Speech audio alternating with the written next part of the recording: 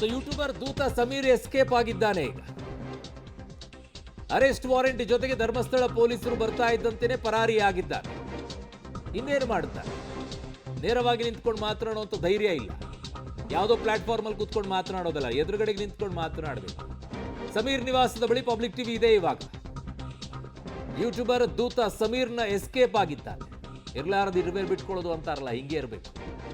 Arrest warrant ಜೊತೆಗೆ ಧರ್ಮಸ್ಥಳ ಪೊಲೀಸರು ಬರ್ತಾ ಇದ್ದಂತೆಯೇ ಪರಾರಿ ಆಗೋದು. ಹೇಡಿಗಳ ಲಕ್ಷಣ ಅದು, ಪರಾರಿ ಆಗೋದು. ಅಷ್ಟೊಂದು ನಿಂತ್ಕೊಂಡು ಧೈರ್ಯವಾಗಿ ಬನ್ನಿ ಎಲ್ಲರೂ ಅಂತ ಕರೆಯುವಂಥವನು ನಿಂತ್ಕೊಂಡು ಹೋರಾಟ ಮಾಡದಿದ್ರೆ ಅವನಿಂತ ನಾಯಕ ರೀ. ಲೀಡರು ಬನ್ನಿ ಹೋರಾಟ ಮಾಡೋಣ ಅಂತ ಹೇಳದಂಥ ವ್ಯಕ್ತಿ ಕೂತ್ಕೊಂಡ್ಬಿಟ್ಟು ಬುರುಡೆ ಬಿಟ್ಟಿದ್ದು, ಎಲ್ಲರನ್ನ ಕರೆದಿದ್ದು. ನನ್ನ ಸಹೋದ್ಯೋಗಿ ಈಗ ಅಂಬರೀಷ್ ನನ್ನ ಸಂಪರ್ಕಕ್ಕೆ ಸಿಗ್ತಾ ಇದ್ದಾರೆ. ಸಮೀರ್ ನಿವಾಸದ ಮುಂಭಾಗದಲ್ಲಿದ್ದಾರಂತೆ. ಏನಿದೆ ಕತೆ ಅಲ್ಲಿಂದು? ಅಂಬರೀಷ್ ಎಲ್ಲಿ ಎಸ್ಕೇಪ್ ಆಗಿದಾರಂತೆ? ಅವ್ರ ಮನೇಲಿ ಯಾರಿದ್ದಾರೆ? ಏನು ಕತೆ?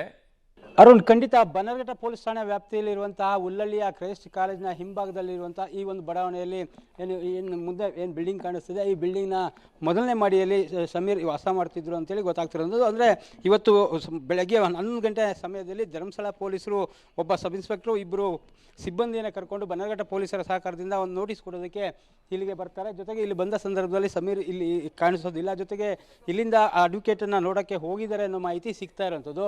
ಅಂದರೆ ಸುಮಾರು ಒಂದು 2 ವರ್ಷಗಳಿಂದಲೂ ಸಹ ಇಲ್ಲೇ ತಾಯಿ ಮತ್ತು ಮಗ ಇಬ್ಬರು ಇಲ್ಲೇ ವಾಸ ಮಾಡ್ತಿದ್ದಾರೆ ಅನ್ನೋ ಮಾಹಿತಿ ಈಗ ಇಲ್ಲಿ ಅಕ್ಕಪಕ್ಕ ನಿವಾಸಿಗಳು ಹೇಳ್ತಿರೋದು. ಅಂದರೆ ಇಲ್ಲಿ ಯಾರ ಜೊತೆನೂ ಸಹ ಹೆಚ್ಚಿಗೆ ಮಾತಾಡ್ತಿರಲಿಲ್ಲ. ಜೊತೆಗೆ ಯಾರ ಜೊತೆನೂ ಒಂದಷ್ಟು ಒಡನಾಟನೂ ಇಲ್ಲ. ಅವರಾಯಿತು, ಅವ್ರ ಕೆಲಸ ಆಯಿತು, ಅದನ್ನು ಹೊರತುಪಡಿಸಿದ್ರೆ ಬೇರೆ ಏನೂ ಇಲ್ಲ ಅನ್ನೋ ಮಾಹಿತಿನ ಹೇಳ್ತಾ ಇರೋವಂಥದ್ದು.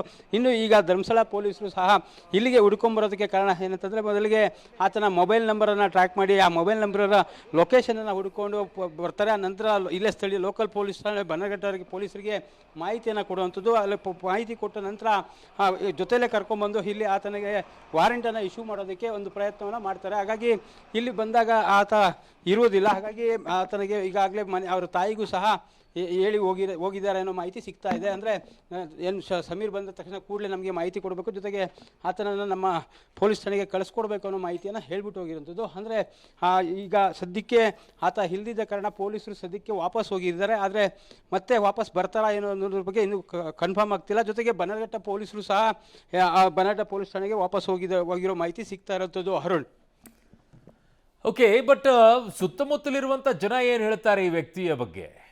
ಅರುಣ್, ಖಂಡಿತ. ಯಾಕಂದರೆ ಈಗಾಗಲೇ ಇಲ್ಲಿ ಸುಮಾರು 2 ವರ್ಷಗಳಿಂದಲೂ ಸಹ ಆತ ಇಲ್ಲೇ ವಾಸ ಮಾಡ್ತಿದ್ದ. ಜೊತೆಗೆ ಈ ಒಂದು ಬಡಾವಣೆಯಲ್ಲಿ ಸಾಕಷ್ಟು ಅಂದರೆ ಯಾರಿಗೂ ಸಹ ಆ ಸಂಪರ್ಕಕ್ಕೂ ಇಲ್ಲ. ಜೊತೆಗೆ ಅವರಾಯಿತು ಅವ್ರ ತಾಯಿ ಜೊತೆ ಮಾತ್ರ ಇರ್ತಿದ್ರು ಅನ್ನೋ ಮಾಹಿತಿ ಸಿಗ್ತಾ ಇರೋದು. ಅಕ್ಕಪಕ್ಕ ಮನೆಗಳ ಜೊತೆ ಸಹ ಹೆಚ್ಚಿಗೆ ಮಾತುಕತೆ ಇರ್ತಾ ಇರಲಿಲ್ಲ ಅನ್ನೋ ಮಾಹಿತಿ ಸ್ಥಳೀಯರು ಹೇಳ್ತಾ ಇದ್ದಾರೆ.